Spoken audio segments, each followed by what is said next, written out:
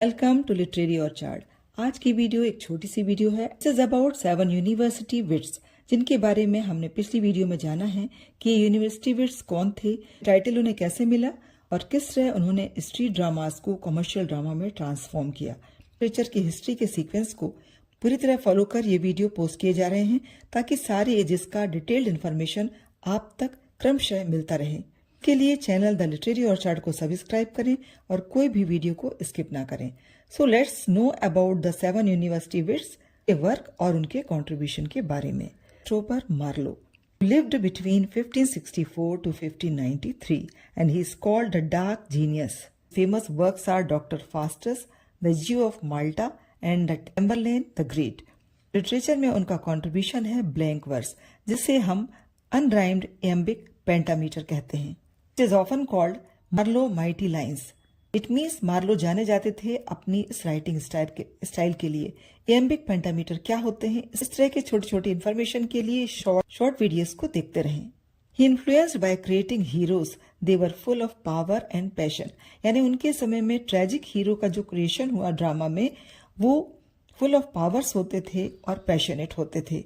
Then we talk about Thomas Kyd, lived between 1518 to 1594, जिन्हें master of revenge कहा जाता है। इनके रेवेंजफुल ड्रामास का इम्पैक्ट स्पेशली उनके ड्रामा हेमलेट में। And if we talk about his great work, that is the Spanish tragedy.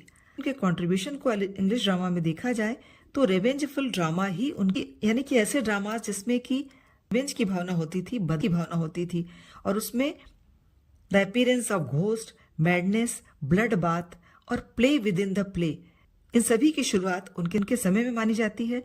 Drama के भीतर ड्रामा प्ले किया जाता है। और ये इम्पैक्ट की बात इंग्लिश ड्रामाज में करें तो सबसे ज्यादा उन्हें जाना जाता है शेक्सपियर के ड्रामास को इन्फ्लुएंस करने का, स्पेशली उनके ट्रेजेडी ड्रामास को। थर्ड नंबर पर आते हैं जॉन लिली।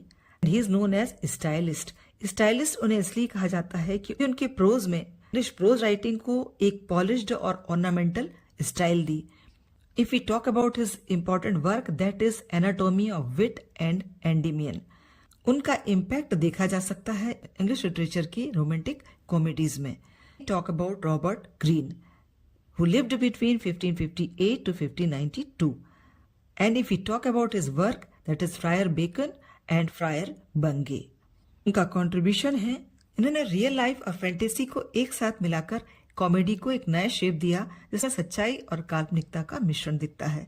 क्या आप जानते हैं रॉबर्ट ने अपनी pamphlet Greene's groats worth of wit में as he called Shakespeare upstart crow, यह कमेंट आयरोनिकल था क्योंकि उस समय जो यूनिवर्सिटी विट्स आए थे, they believe that without good education a writer cannot write well. चूंकि ये सभी यूनिवर्सिटी विट्स थे, they consider the other writers inferior, और शेक्सपियर इस तरह की किसी भी यूनिवर्सिटी को बिलोंग नहीं करते थे, इसीलिए इन्होंने शेक्सपियर को कमेंट दिया था अप स्टार्ट क्रो।